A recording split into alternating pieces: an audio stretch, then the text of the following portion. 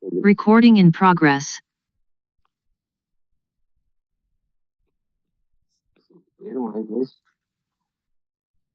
Okay, since it's 1 past 7 p.m. already, let us begin our. First of all, can you all hear my voice? Yep, loud and clear. Okay, thank you. Assalamualaikum. Good afternoon for all the participants. I would like to say thank you to everyone for taking your time to be here to attend today's session. First of all, please let me introduce myself. My name is Nadine Abigayo. I'm an undergraduate information system student in Universitas Airlangga, batch 2020. I'm really honored to be here as the Master of Ceremony for today's class session. Now, before we start, I want to inform you about the rundown of today's class. Today's class material will be brought by our special speaker, Dr. Arif Bramantoro from University Technology Bali. Today's topic is about data cleaning for data science. After the lecture is finished, there will be a Q&A session for all the participants. You may ask questions to the speaker during the Q&A session. Throughout the lecture, for all participants, please kindly mute your mic. Before the session ends, there will be a photo shoot together with the speaker. So I'm really hoping that all the participants here can turn on their cameras. At the end of the class, there will be a present and feedback form. All the participants that attend this class will fill the form in order to receive an e-certificate that will automatically be sent to your email. Now, let me properly introduce our speaker first for his speech. For the operator, you may go ahead and turn the.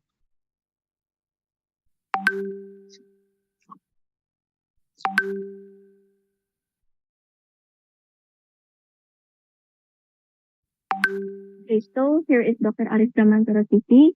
Allow me to read it for you. Dr. Arif Bramantoro is currently a senior assistant professor in School of Computing and Informasi, University Technology Brunei Darussalam. Previously, he was an associate professor in the Information Systems Department, Faculty of Computing and Information Technology in Arabic, King Abdulaziz University, Saudi Arabia. From 2012 to 2016, he was an assistant professor in the Information Systems Department, College of Computer Sciences and Information, Al-Imam Muhammad Ibn Saud Islamic University. He was an research assistant at Information Services Platform Laboratory, National Institute of Information and Communication Technology, Japan, from 2011 to 2012. He received a PhD from the Department of Social Informatics, Kyoto University, Japan, in 2011. He holds a master's degree from the Faculty of Information Technology, Monash University, Melbourne, Australia, in 2006. His bachelor's degree was obtained from the Department of Informatics, Institute of Technology of Indonesia, in 2001. His research interests include data analytics, service systems, and business intelligence. He is the author of more than 50 articles, mostly in reputable journals, conferences, and book chapters.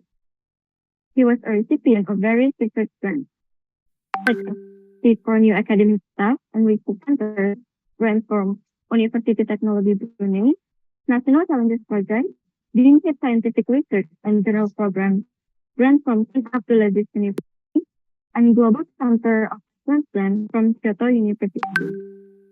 He was awarded several awards, such as Research Excellence Award from Deanship of Scientific Research, Al-Imam University, and Best Paper Award from IEEE International Conference on Computing.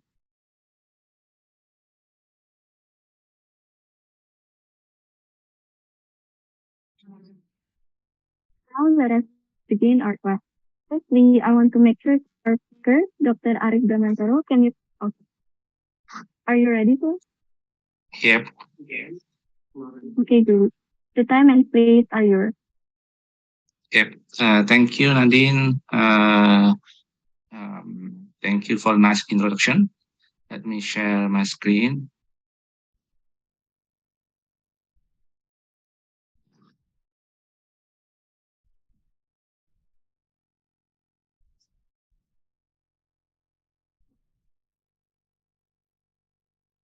Bismillahirrahmanirrahim. Assalamualaikum warahmatullahi wabarakatuh. Good afternoon, everyone. My respected brother Hendra, dear everyone. So I would like to share some topic in data science, which is about data cleaning, which might be hot topics in data science due to the explosion of the data. So to talk about the problems that we might face when we deal with the dirty data, and then some techniques to deal with this dirty data, which is some cleaning and some string matching. And then when the time permits, maybe I will about the bash commands, which is now the greatest hit in data science. So I will start from an example that we have. Usually we start with a small amount of data that we can play with have experiment manually before we talk into detail about the big problem with the big data. So when we have a table like this, right, then this table is like um, the um, the list of people with the information of their ID, name, street, city, state, zip code, and hours, with 7 rows showing the 7 entities. So if we took a look at into detail of this table, we can find some problems.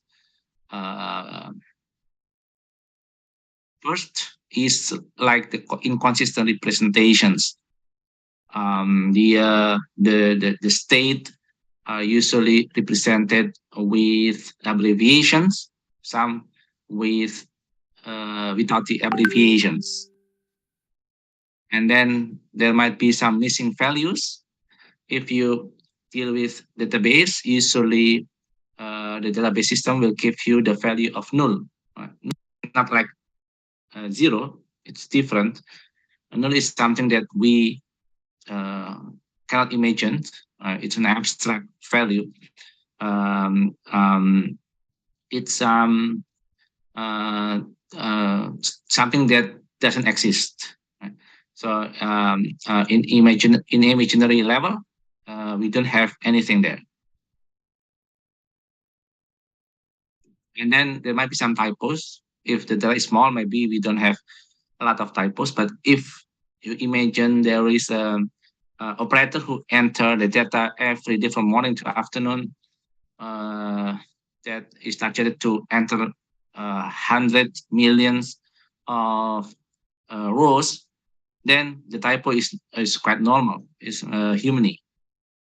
Like this should be, but it lacks of I character in the city name. And another problem is like duplicates. When you have the same entity in the real world, they are actually the same person, right? But in the table, we found this one several times. This example shows you 2 entities with the same similar value.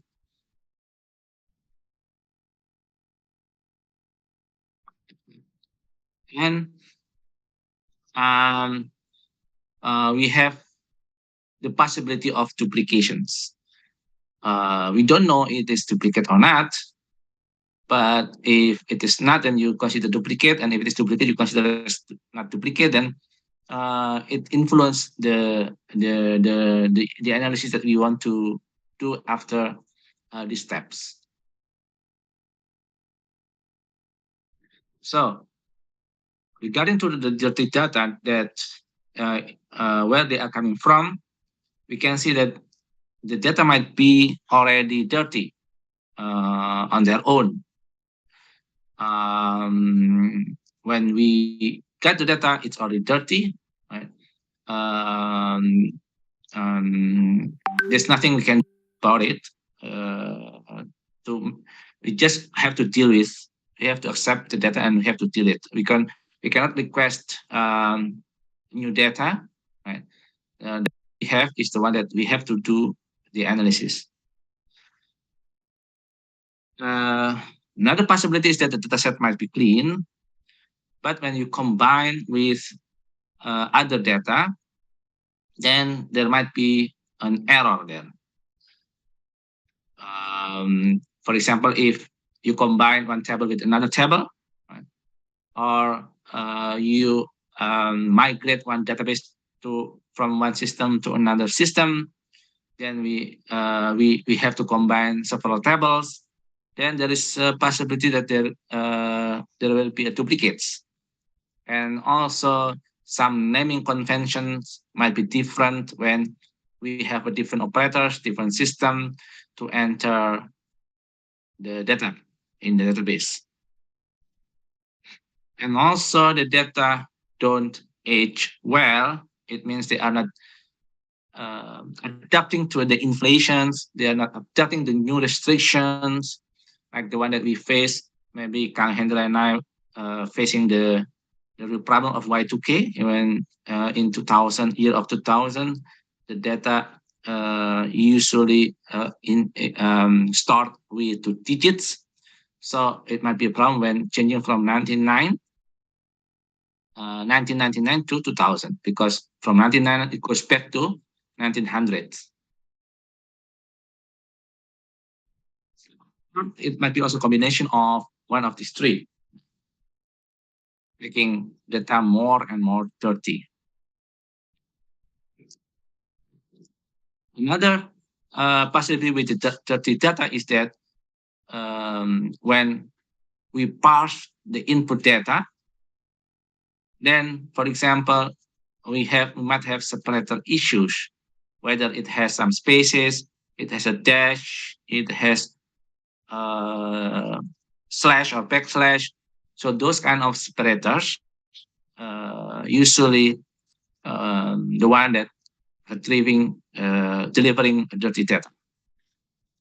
Another problem with naming conventions, the agreement to give how to give the name of the fields. For example, province in Indonesia, you have TKI and Jakarta, and those two things should be the same. But since we deal with the data syntactically, then they are considered as two different provinces. And some formatting issues, for example, the dates.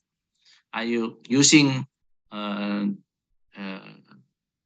day, month, year, or month, day, year, or the year only 2 digits, right?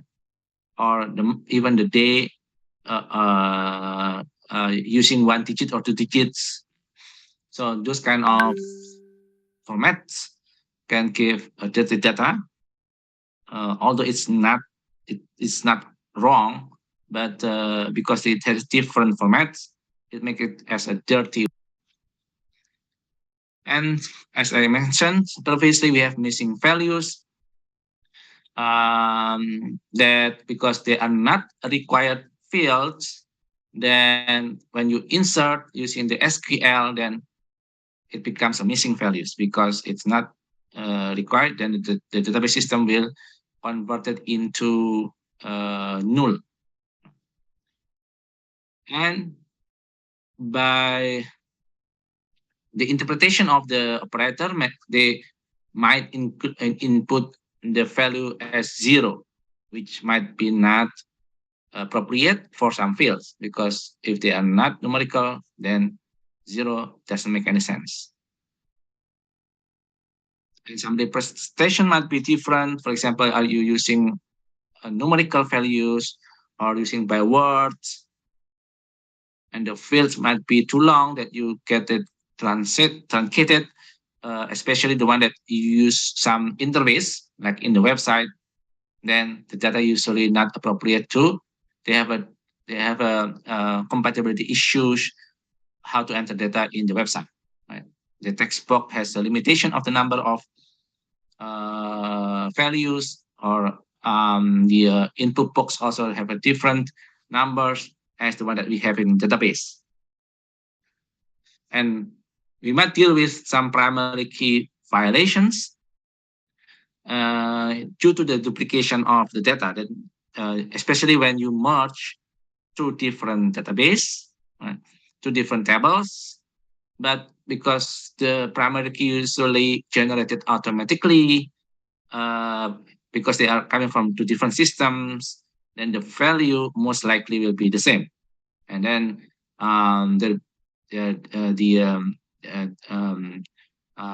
the violation is there. Although we have to not have, although we merge from two different tables, then these two tables might also give a problem in the primary key violations. When they have similar values, but the primary key should be unique, then the violation is there. And the data redundancy might be exist when you merge also two different tables, especially when they don't have any a unique ID that can identify the same records. Now let's see some example here. We have a teaching assistants list. The table ups, the upper table is consisting of the teaching assistants. And that we consider as a dirty data. And the lower table is the one that we have it in the real world. That actually we have 4 teaching assistants, right? That after this one is considered as a clean one. The problem with the dirty data, depending on the query, right? So if the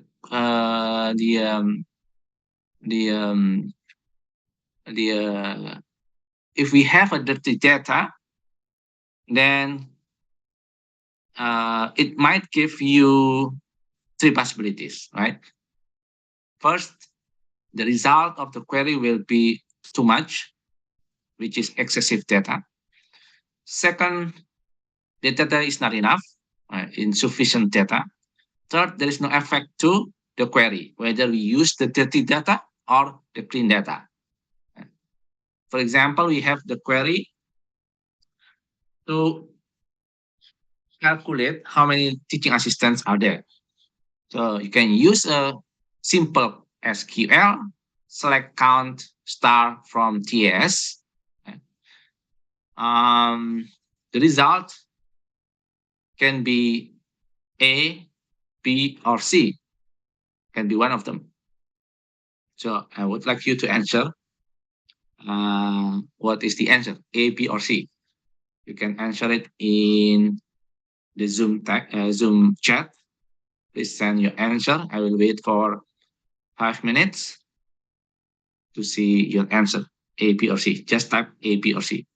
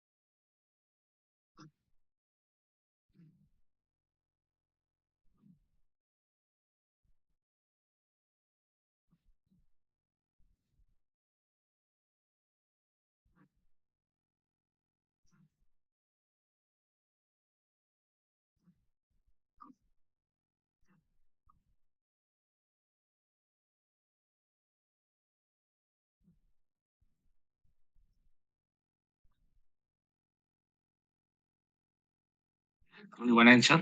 What about the rest? Do you agree with the answer of Marcelino? Marcelo, sorry.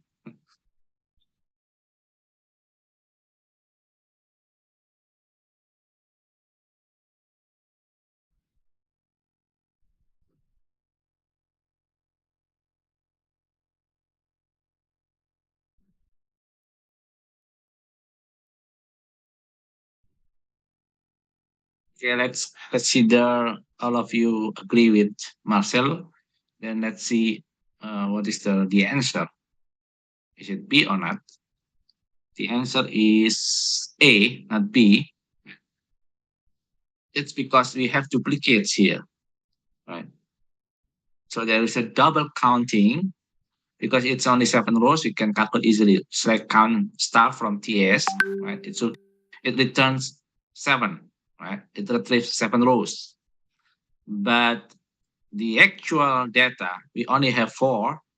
We only have 4 teaching assistants, not 7. So it means we have excessive data. We have too many data than it's supposed to be. It means that if you want to know how many students that we have, then we might have overcalculated. And we claim that we have 100 students, but in fact, we only have 20 or 60 students, right?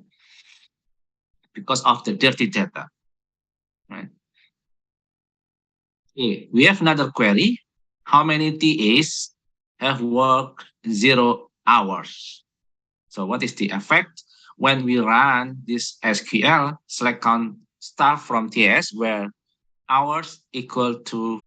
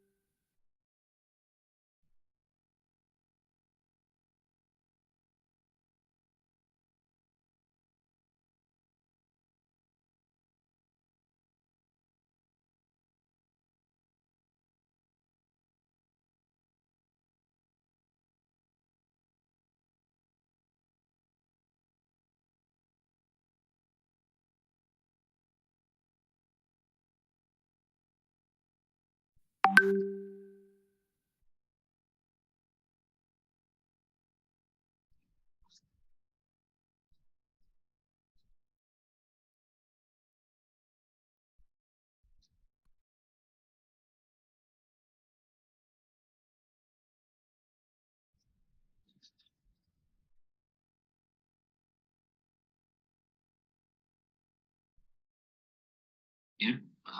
There's some answers here.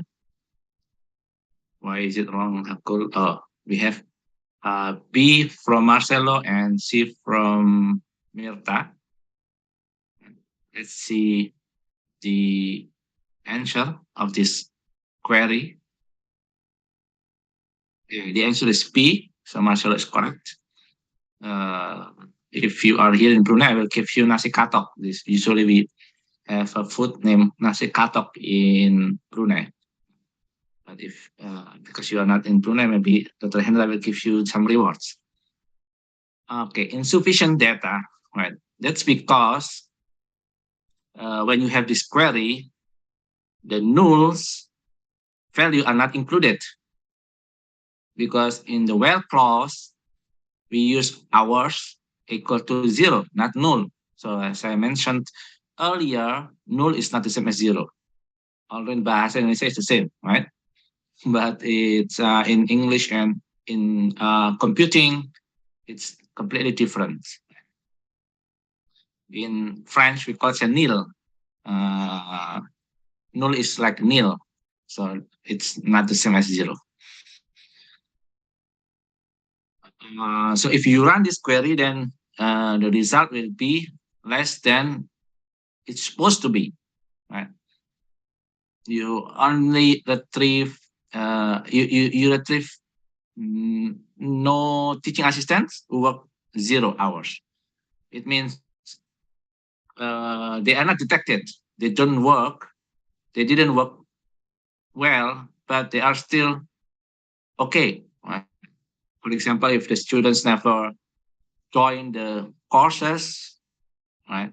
If the data is dirty, it cannot be identified. Which students didn't submit assignments or didn't join the guest lecture like this, or is not active, or is not in front of the camera. So you cannot you cannot analyze well for this dirty data. So last question: if we have this query, right, to calculate how many hours that my commuter TAs work. Commuter means that they are commuting. The teaching assistant coming to the university by commuting from different cities. So the SQL is select some hours from TAS where city is not equal to Providence. So it means from a different city. So please answer this question whether the dirty data give you excessive data, insufficient data, or no effect through the Zoom chat. I will give you another 5 minutes to think about it and see whether you answered correctly.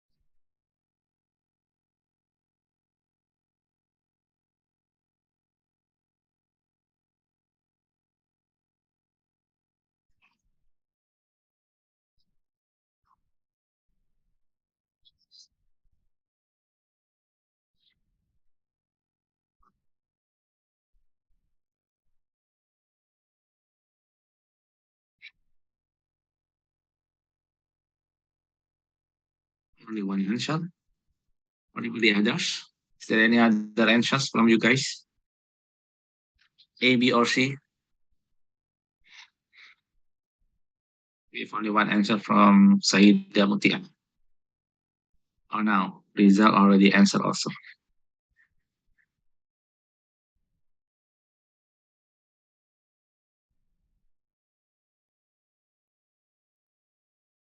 Okay, I think uh, most of you thinking the same maybe, and there is no effect on the dirty data, the effect of the data to the query.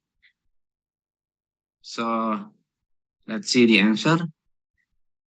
The answer is A, excessive data. That's because we have inconsistent names, typos, and duplicates, right, in the dirty data. Because the query is having the where clause with city is not equal to Providence. It means the inconsistent names like PVD, right, will be included, right? And then there is a typo also. Where is it? This one should be typo, right? This provide example. Let me check it again. Sorry. Fit and fit. Wang. This one should be repost Providence.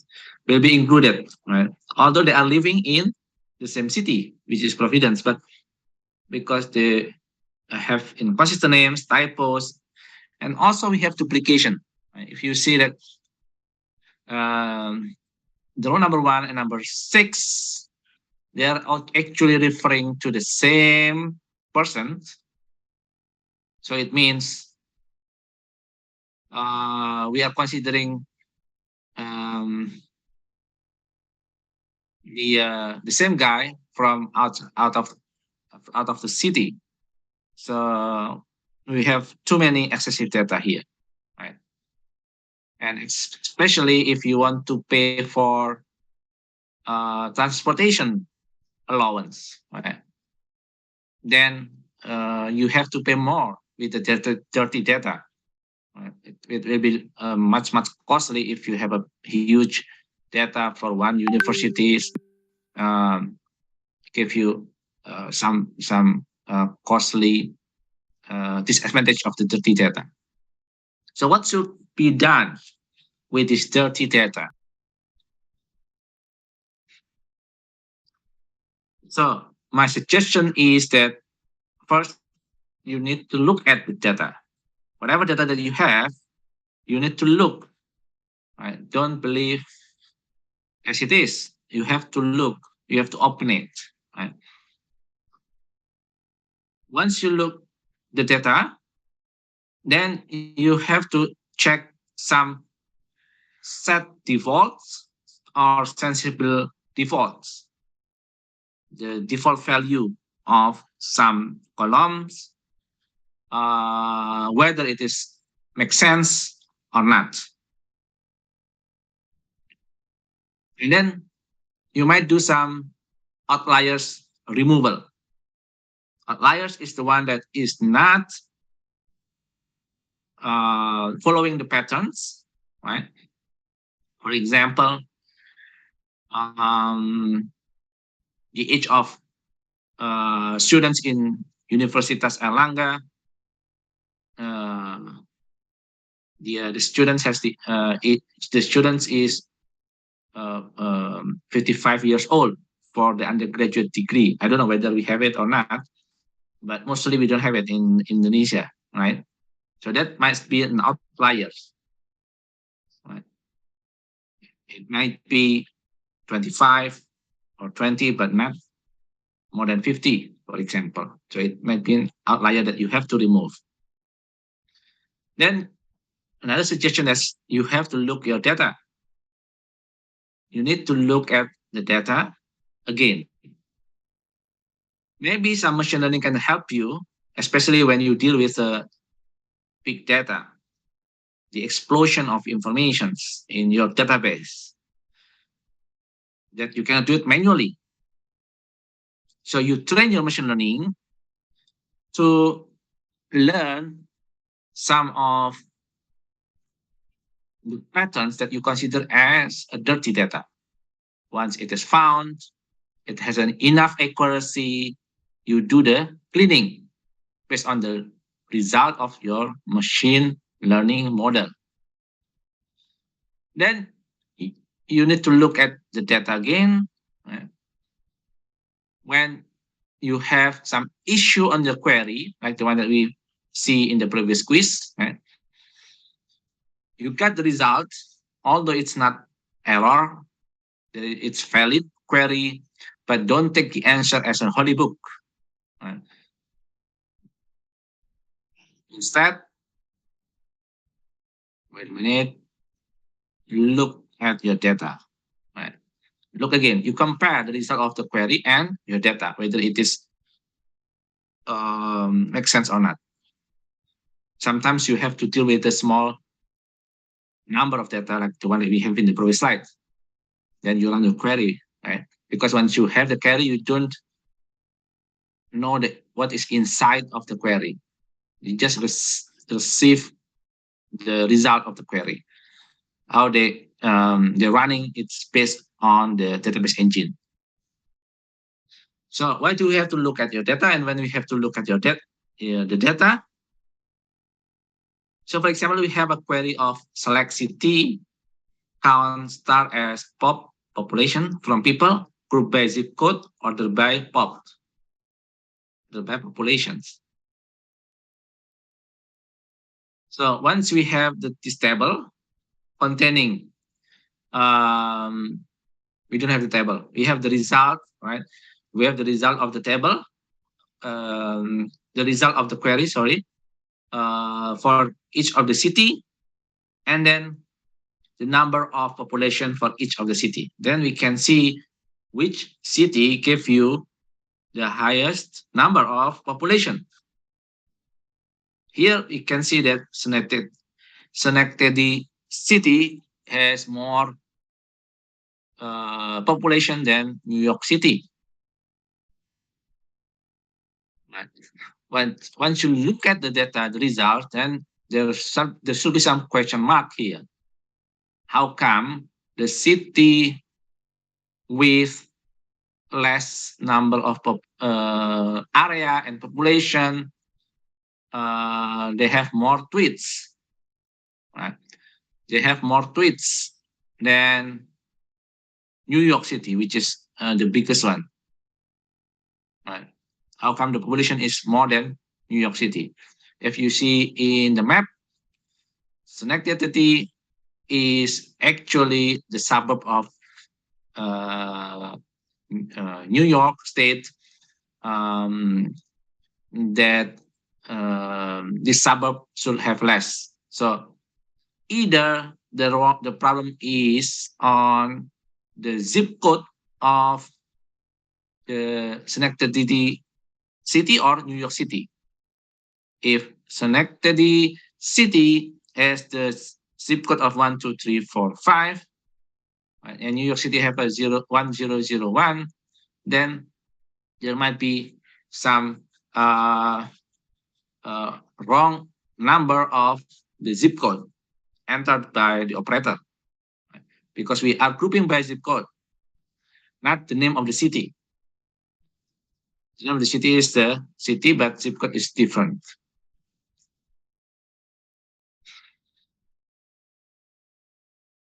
The second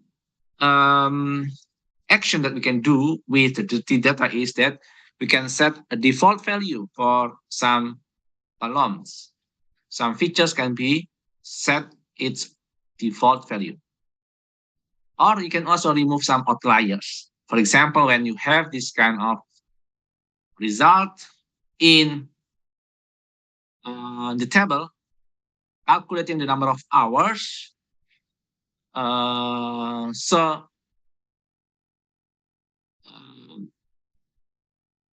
our sense, the number of 100 hours is a good candidate for outliers, because most people working from 0 to 30 hours per week. I think it's per week. If it is 100, you can imagine they have to work like 13, 14 hours per week, per day. Sorry. If it is every day, daily work, daily job. But if it is 5 days per week, then it's like 20 hours per day that they have to work. It doesn't make any sense, although it's still possible, right? But it's yeah, can consider as a good candidate for outliers. So what we can do, right? We are questioning this outlier pattern, right? It's not following the pattern with other data. Then we can add it to, we can consider it as 0. If you see the data, then it might be typos of the number of hours instead of 100. It can be 0. So you can see that it's the result is added to 0. So you make some additional query to update the number of hours from 100 to 0. Right? That's part of the data cleaning. Or it can be 40, right? Because 4 and 10 is quite similar. When you see they are the operator writing down the number of hours, right? They put 4 as 10, right? Or 11. So another operator is inputting the database as considered as 100. It's actually 40. Or you can just ignore because it destroys the analysis. You don't have to consider people with working 100 hours. Why this outliers removal is quite important? If you see some history in back to 1976, actually there is a possibility of it's quite a big case actually, right? That we have to look at the data again. Don't trust the result of the query, right? So at the time, there is a possibility that the ozone hole might be detected by the satellite data, right? They are detected by satellite data. But the problem is the algorithm at the time to control the quality, they need to remove the outlier. In fact, that outlier is the one that is showing there is ozone hole. And after several years, they found it's a false flag. It's actually the ozone hole, but deleted by the algorithm that considered as outlier. So the keyword is like this, right? When they initially they rejected as unreasonable data quality, right? By using some algorithms, and then they remove these outliers, considered as an error, right? So if it is not, then it can be detected as early as possible at 1976. But because of this problem, then it only detected on 1980s. So this is a good suggestion from that big problem, big case, that always look at the data, always look at the data. Right? Another technique to clean the data is using the string similarity. This is the basic technique to understand the data through the string similarity, string comparison, or string distance, especially most of the data in the form of text. Right? That we need to analyze usually easier if it is form of text. Because of the text, then we have to use string similarity techniques. So in information theory and in linguistics and in computer science, right, the Levenshtein distance is a string metric for measuring the difference between two sequences. So informally, the Levenshtein distance between two words is the minimum number of single character edits. So the edit can be insert, can be delete, can be update, right? Or substitution. That they require it to update, to edit, to change one word to another word. This is named as after the mathematician in Soviet Union, Vladimir Levenshtein, in 1960s. So from this one, we can calculate the similarity between strings. So the equation is like this. If the last character in the first string compared to any character in the second string, there is a number of deletion, then the total edit distance is the summation of all deletion. If there is an insert, then the total inserts will be the distance. If the characters are in the middle of the first string and second string, then we do the recursive, right? By calculating the previous character in the string, the I minus 1, J minus 1 is the recursive, right? Until we can find it as the last character. We call the number of the same function, whether it is deletion, insertion, or substitution, when AJ is not equal to PI, right? Until you find this function for deletion and insertion. Right?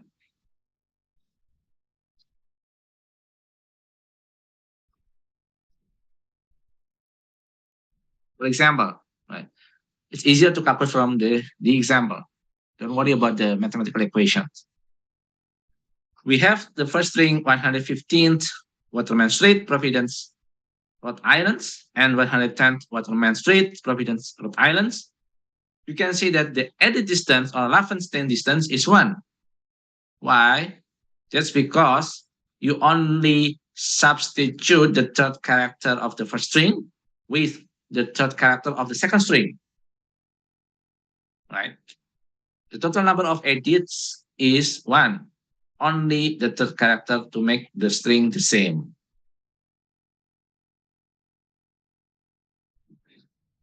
It's different if we have our dirty data with the different conventions, inconsistent conventions. One operator writing Waterman Street, another one writing Waterman ST.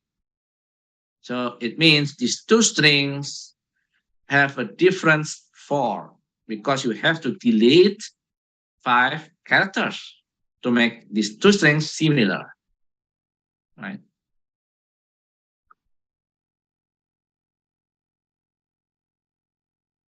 Any problems that you can identify?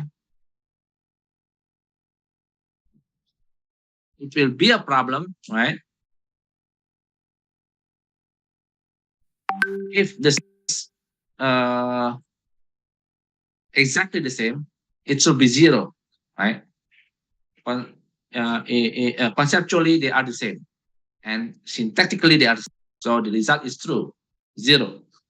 But the problem is that if they have a different sequence, for example, they use the number first and the name of the street, or the northeast and then the name of the street second, so the result will be big difference from supposedly 0 becoming 4. So this is a big problem because they supposed considered to be the same. So we can identify some duplication in the tables that we can clean, but because our algorithm using edit distance, then it is not identified as the same strings. So they cannot be cleaned. So to overcome this problem, we can use another technique because a checkered similarity or checkered indexed. This one is known by statistic using the uh, uh, diversity of the sample sets. It was initially proposed by um, Gilbert in 1880s as a ratio of verifications, and now used as a critical success index in meteorology. And after that, it was developed by Paul Checkard to formulate again the index to different field, not only meteorology. They can use it as some other fields, as metrics for other fields. But they are identical in generally taking the ratio of intersection over union. So you can see from the formula, the Jacob coefficient measure similarity between finite sample set because they are using set here. Union operator and intersection is set operator. Right? So you can define by the size of intersection divided by the size of the union of the sample sets. So then if we have these two strings, we can calculate the checkered similarity as 4/6. That's because there are 4 words, let's say entity, right? Or if you have a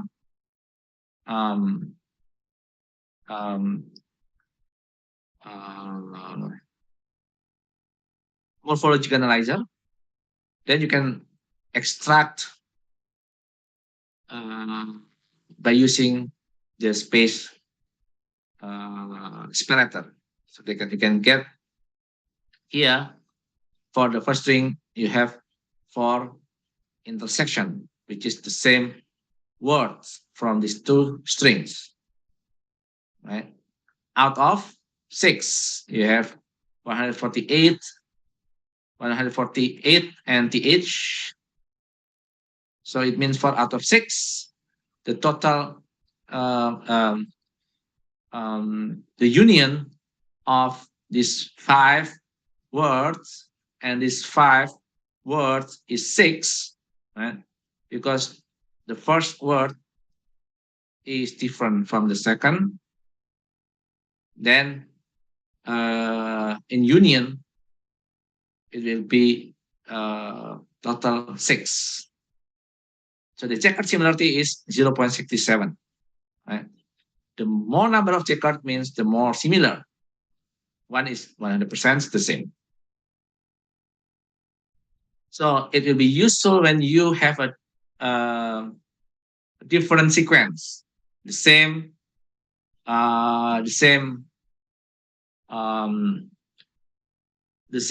string, but you have a different sequence.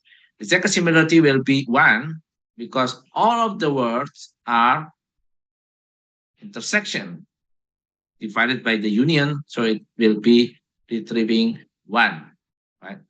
Which is 5/5. Now we have a question with these two strings, right? So please calculate these two strings using the checkered similarity. How much is it? Is it A, B, or C, right? For these two strings. Please answer these questions. Put your answer in the Zoom chat. I'll give you 5 minutes to calculate the checkered similarity.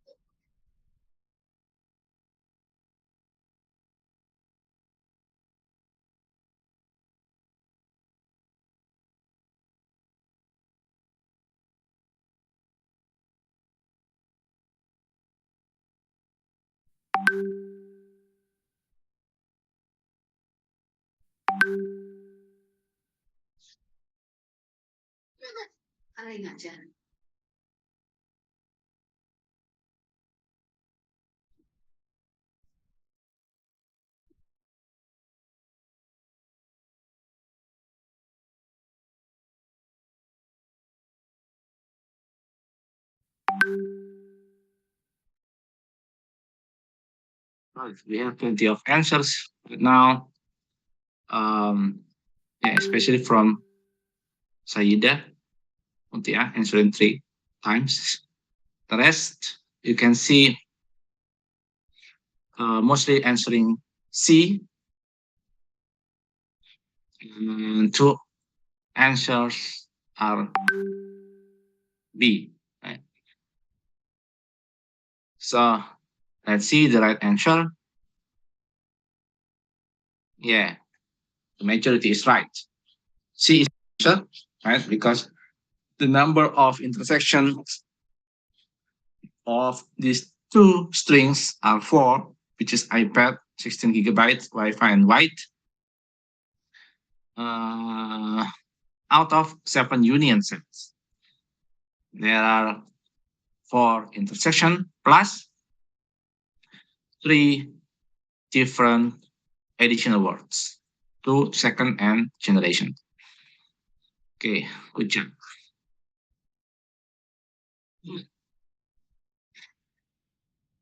Next, if we want to calculate the checker similarity of these two strings, right, between Michigan State University and Michigan State Unif, right, then we can get the result is 0.5 because university and Unif synthetically considered different.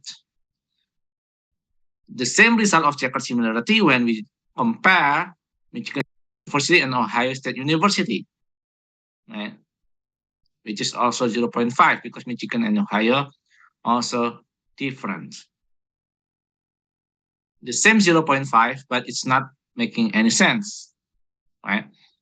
Because they should provide a different value. Although it's the same entity, but because they are writing differently, the results should not be the same as the comparison between two completely different universities. Right? So what we can do, we can put the weight for each of the words. If it is related to the place, right, there's name entity detection usually that we can have a list of the cities, list of the province, list of pronouns, then they can put different weights. For the location, we can put more weight than other pronouns. Right? So because we have the location weight is 3 and other nouns is 1, so the checker similarity for Michigan State University and Michigan State Unif is 0.5, which is more similar than Michigan State University and Ohio University, which is having 0.25 checkered similarity.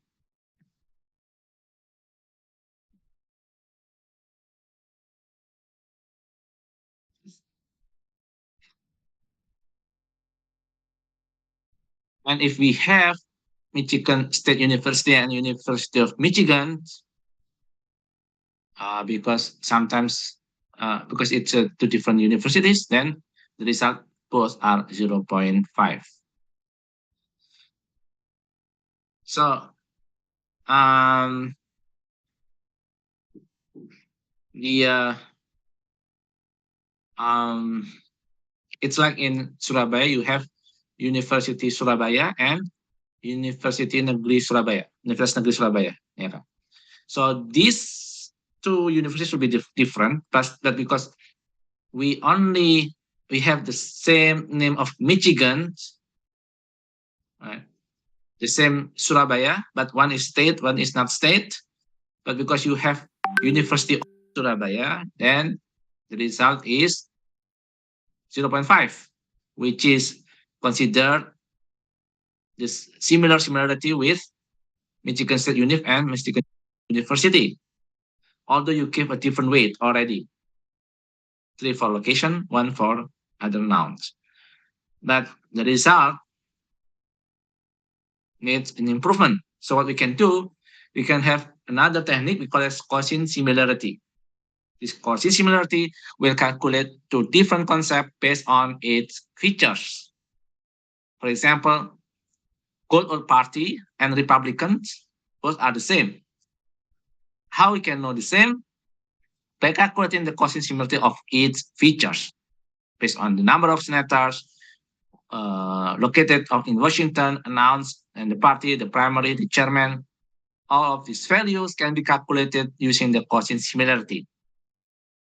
So if you draw in the graph, you can calculate uh, the um, uh, the degree of difference between these two concepts, two words, are quite similar. So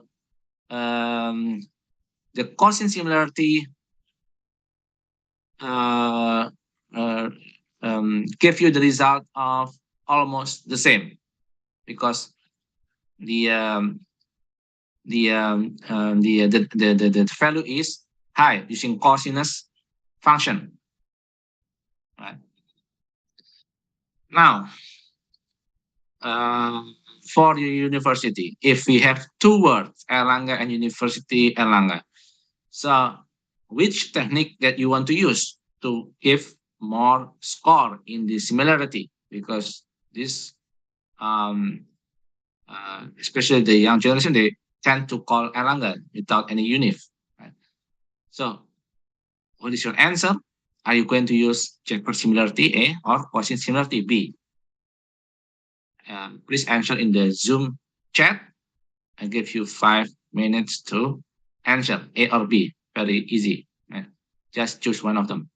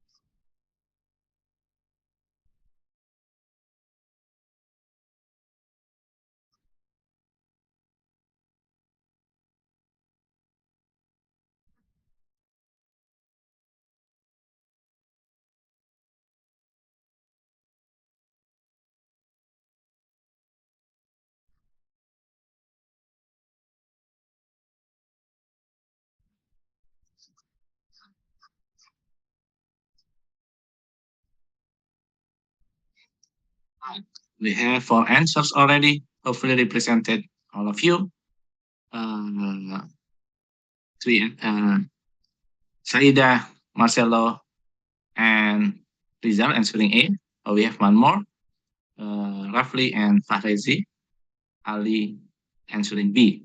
So quite equal. So let's see what is the result for these two strings.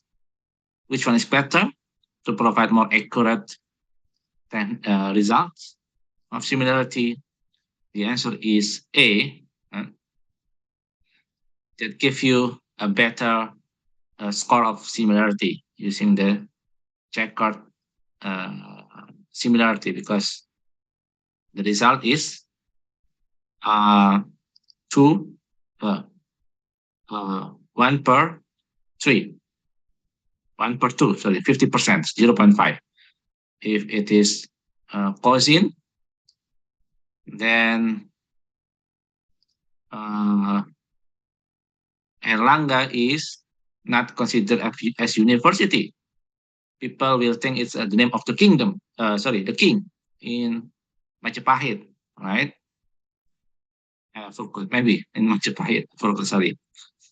So if you calculate using the cosine similarity, it might be far away between Airlangga and Universitas Airlangga, because these two have a different features, the name of the king and the name of the university.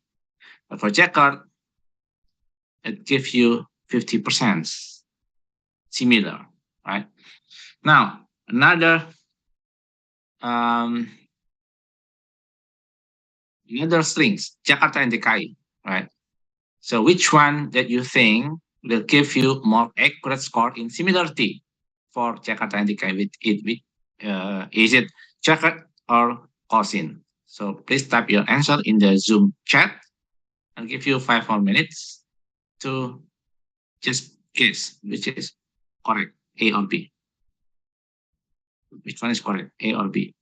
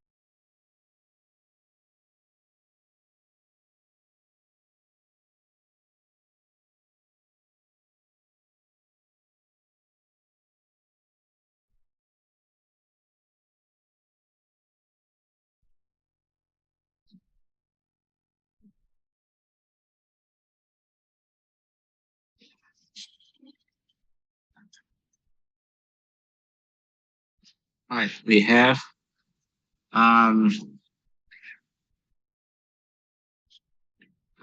answers. Now 6. Right. Out of 6, 1 answering A, and the rest answering B. So the right answer is B, Gaussian similarity. If you calculate with the checker, it's synthetically calculated as a different two names, two strings. Jakarta DKI, there's no intersection, it's 0.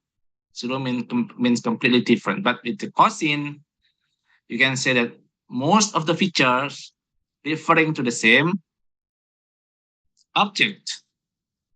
Right. For example, uh, the location, the magnitude, latitude, the number of populations, and um, the um, the name of the governor, and then the capital or not. So all of them are referring to the same object. It means Gaussian provides a better value representing the higher score compared to checkered similarity. Right? So that's if we have two strings, right? Easier for you to predict the similarity to calculate using the existing techniques. Right now, 3 are enough to calculate checkered, the distance, or Gaussian similarity. But what if we have a huge table? We have a big data. How can you calculate one by one? So uh, the trend right now using the machine learning in data science. So let's say if you have this table of customer, including the ID of the customer, name of the customer, street, city, state, F code, P code, and age. So if you plan to use checker similarity, you can put a different weight to show the importance of each of the column, each of the feature. And here you can see that P code give a highest, and P code and city give you the highest weight. And then followed by the street, and followed by the name, right, which is quite half, 0.5.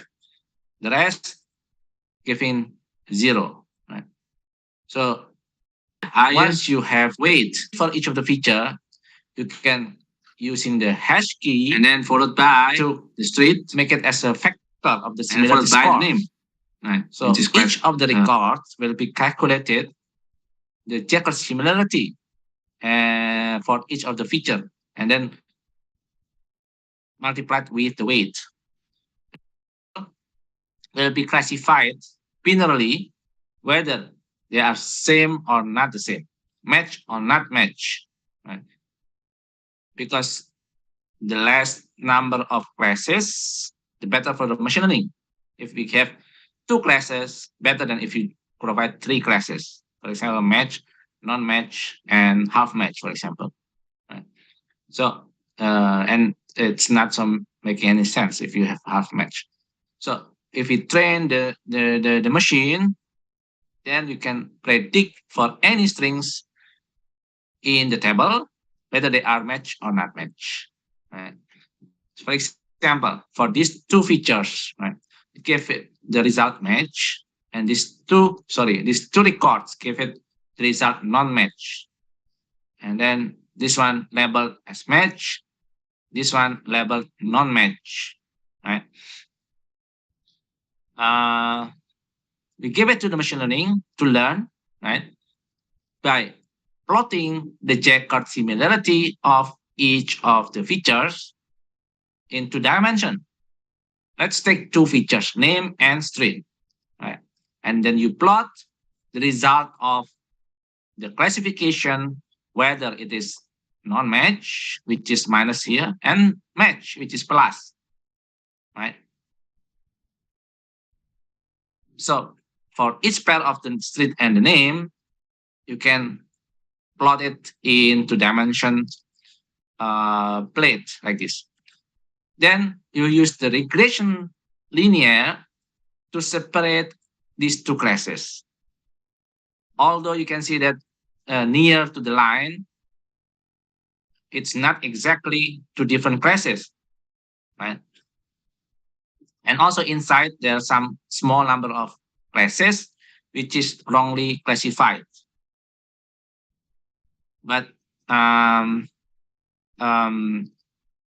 this is the way machine learning doing, right? When you take the linear line, then you can predict in the future from the number, the checker similarity of two features, whether they are categorized as match or not match, and then after that you can clean it if it is match, right? So I think the time is almost up. If you are interested to this topic, you can refer to my related publications. The most related one is the data cleaning for data warehouse, published in 2018, right? The rest is about the machine learning and data science. So I think that's all for data cleaning for data science. If you have any question, I will be happy to answer your questions.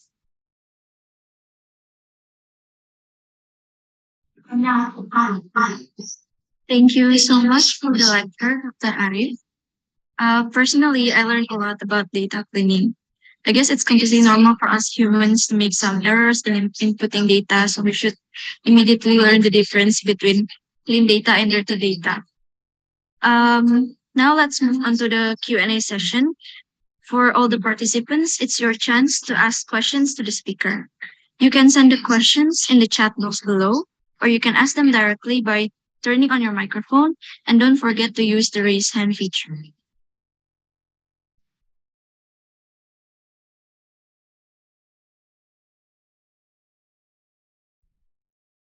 You can ask in Bahasa also.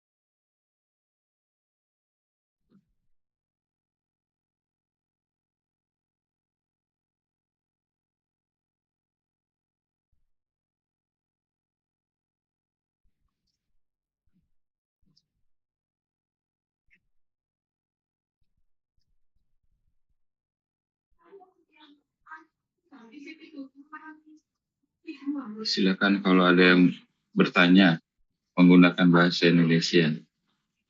Ya, silakan. Ini sebagian besar ini mahasiswa baru semester pertama. Ya.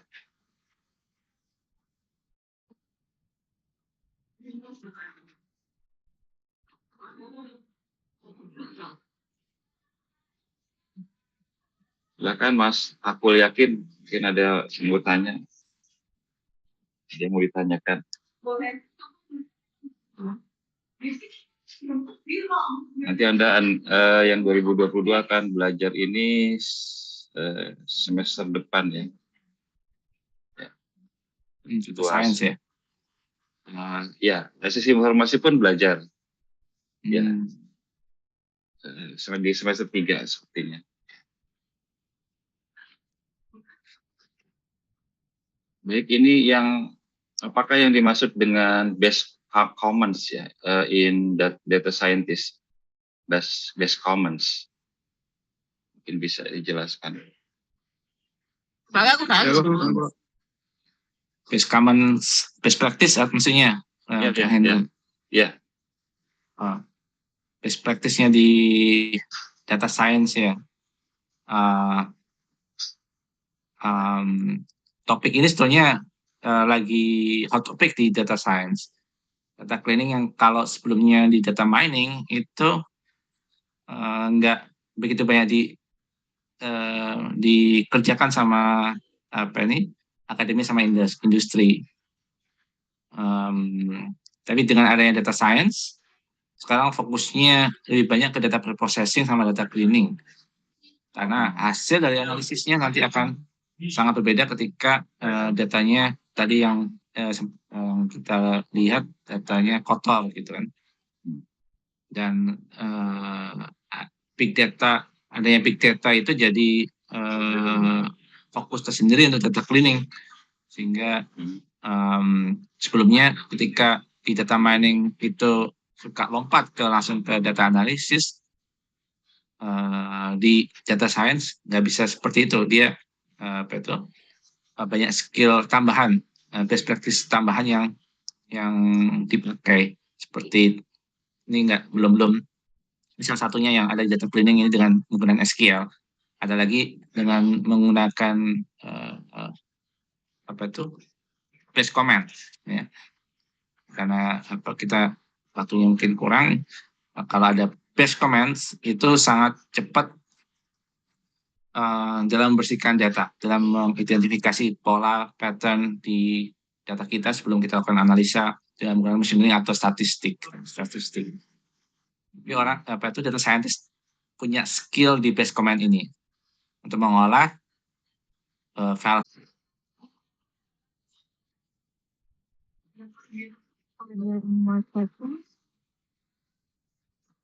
Maybe Miss Nadine, would you any question?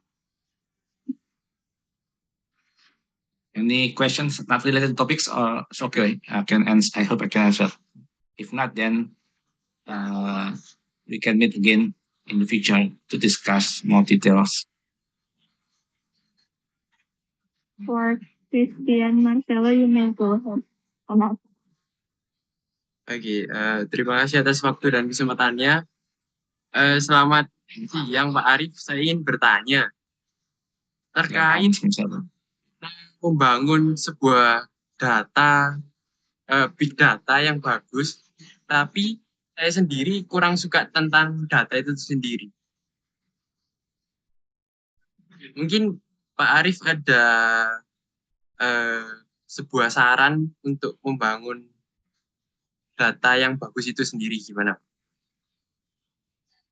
Kurang suka dengan data, maksudnya nggak suka ngotak-ngatik datanya gitu ya? Ya, kurang suka mengolah data gitu. Iya. Kalau zaman data mining, kita langsung masuk ke teknik analisanya. Sekarang dengan adanya big data, kita perlu data science, ilmu data itu sendiri, nggak langsung masuk ke teknik analisanya. Kalau dulu macam sejarahnya computer science, ilmu komputer itu kan orang belum aware dengan ilmu komputer, hanya masuk ke bagian dari teknik elektro atau computer engineering lah paling banter. Begitu booming kalau jadi computer science, jadi ilmu tersendiri. Begitu juga dengan data science ini. Dulu orang pakai data mining, machine learning, di artificial intelligence. Hasilnya kurang menggembirakan untuk data yang kurang besar. Tapi kemudian dengan infrastruktur yang melonjak dengan cloud computing, dengan big data, dengan data streaming, pakai IoT, maka teknik yang ada di data mining nggak cukup, di machine learning nggak cukup, perlu ada data science untuk menghasilkan analisa yang lebih akurat dan performance-nya lebih bagus. Nanti pun ketika kita mempunyai hasil analisa di akhir tahapan akhir, maka kita harus juga memvisualisasikan. Ya, kalau di visualisasi datanya aja kita nggak bisa baca datanya, ya, maka pola atau insight yang didapat dari visualisasi data itu kurang mengena jadinya, ya. Kurang bisa dibaca, kurang bisa diambil polanya atau insight-nya, sehingga mau nggak mau harus dibandingkan antara setiap tahapan dengan data yang kita punyai. Ya. Kalau memang toolsnya nggak kita kuasai, kita bisa ikut tools yang lain, semacam Bash Commands. Ini kan toolsnya data scientist, tapi kita nggak menguasai, ya, nggak menguasai Linux, nggak menguasai Unix. Ya, kita gunakan teknik string similarity atau menggunakan ilmu SQL, ya, ilmu database untuk mengolah datanya. Ya, kita pakai tools yang berbeda. Kalau kita kurang menyukai Python, ya kan biasanya kalau programming di data science itu kalau nggak Python, R.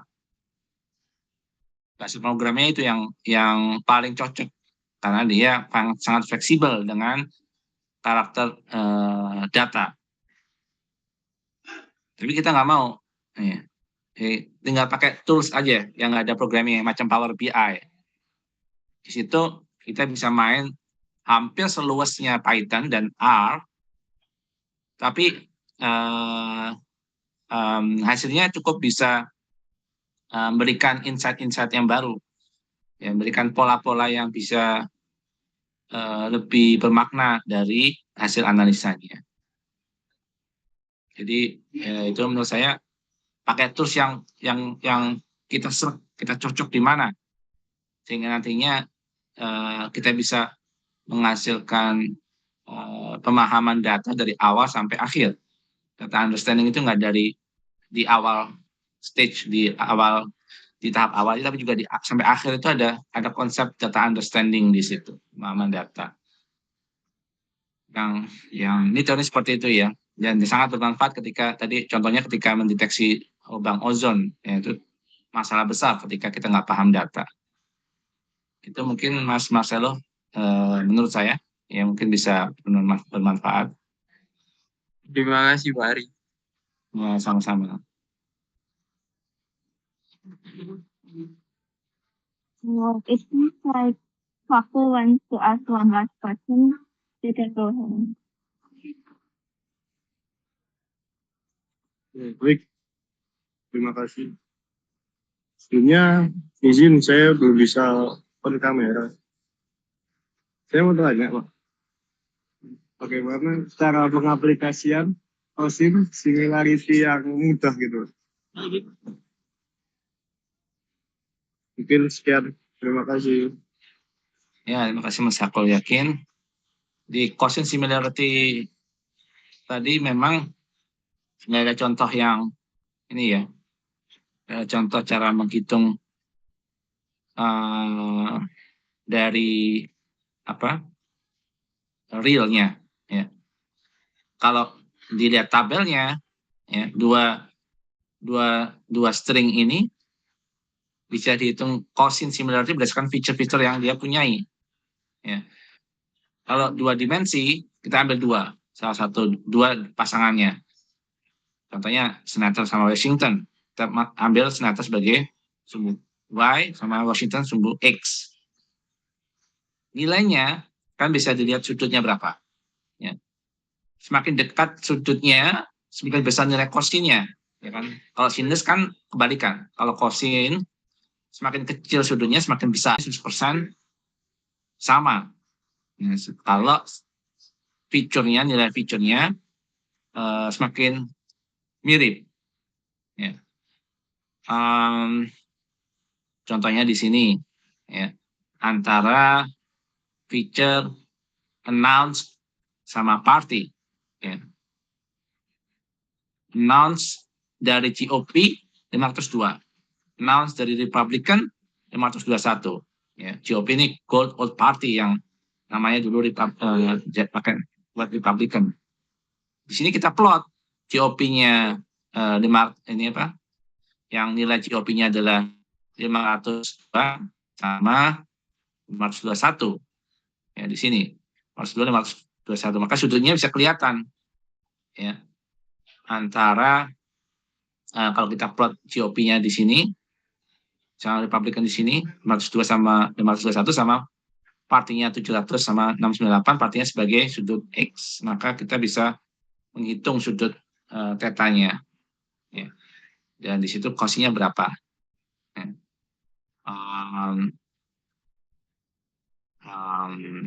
Ya ini kalau nilainya sini pakai radian berarti ya, bukan sudut derajat. Itu Mas aku yakin cara menghitung cosin similarity-nya dari sudutnya, dari nilai yang ada di tabel dia, feature-featurenya berapa nilainya. Oh, baik, terima kasih Pak. Sama-sama.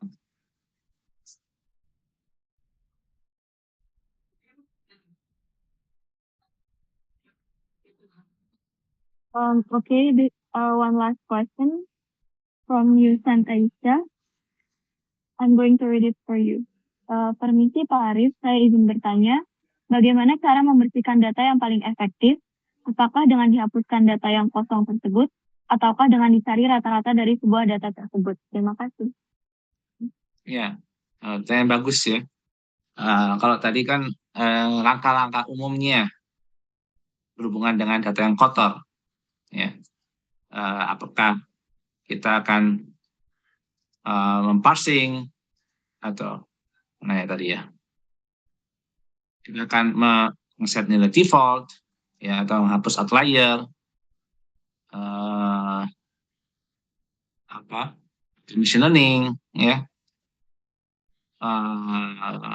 Kalau kita ingin mempertahankan datanya ya, karena jumlahnya besar dan kita yakin kita baca itu adalah data yang bermanfaat, kita nggak mau menghapus, kita nggak menganggap itu sebagai outlier ya, maka kita bisa set nilai defaultnya untuk data-data yang nol nilainya dengan karakter datanya ya.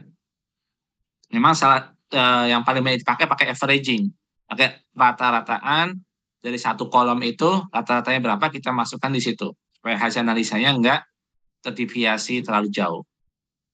Tapi ada yang menggunakan median ya, sebagaimana kalau kita mengcluster kita pakai k-min sama k-median.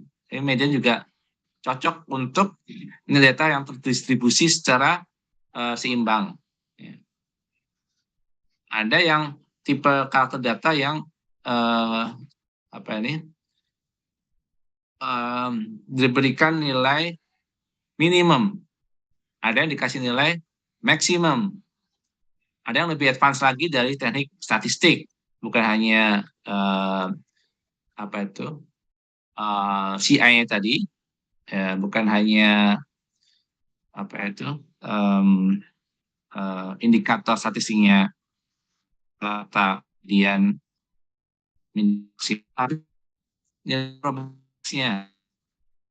nilai probabilitas advance lagi.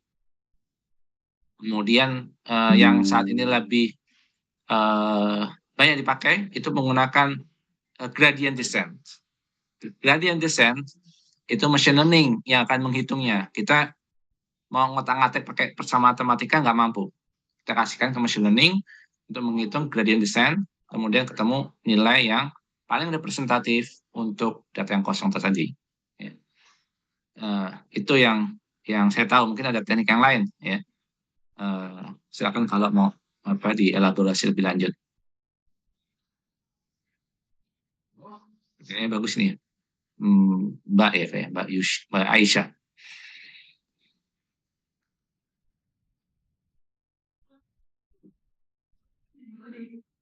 Okay, due to the time, I'm going to close the Q&A session.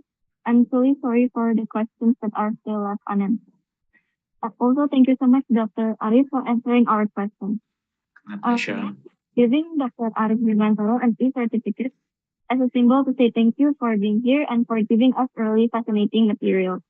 For the operator, can you please share the screen and spotlight Dr. Arif? Thank you. Yeah, we'll close it.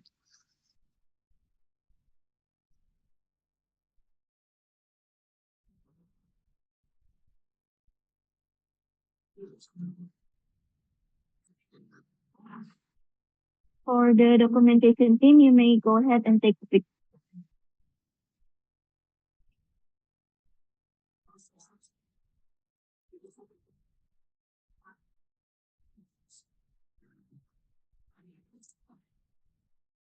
The documentation team is going to take the picture. 1, 2, 3. Thank you so much.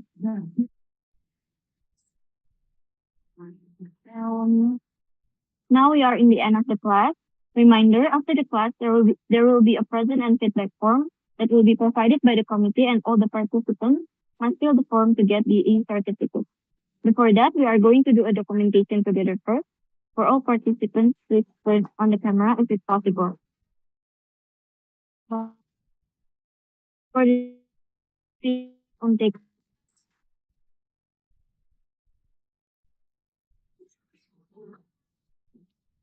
Okay, we're going to take a screenshot for slide number 1 in 3, 2, 1.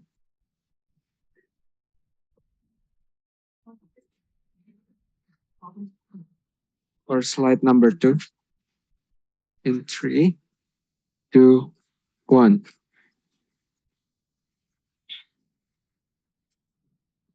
For slide number 3 in 3, 2, 1. Okay, thank you.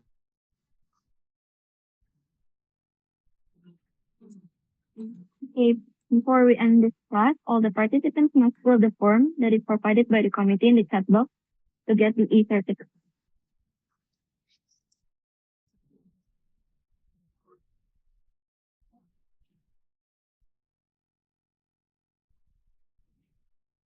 I'm going to give 2 minutes for all the participants to fill in the form.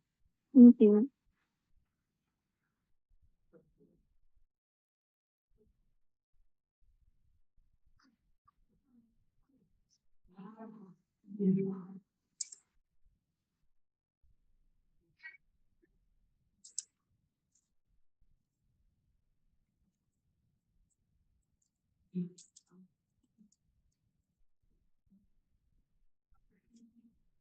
Dr. Arif Bramantoro for the lecture that he has given to the class today. Thank you to all the participants here, and see you in the next guest lecture. Good evening and waalaikumsalam. Waalaikumsalam. Thank you, Nadine. Thank you, Dr. Hendra. Ya, terima kasih banyak, Dr. Arif. Ya. Assalamualaikum semuanya.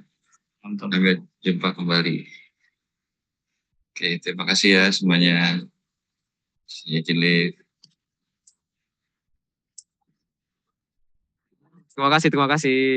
Terima kasih teman-teman.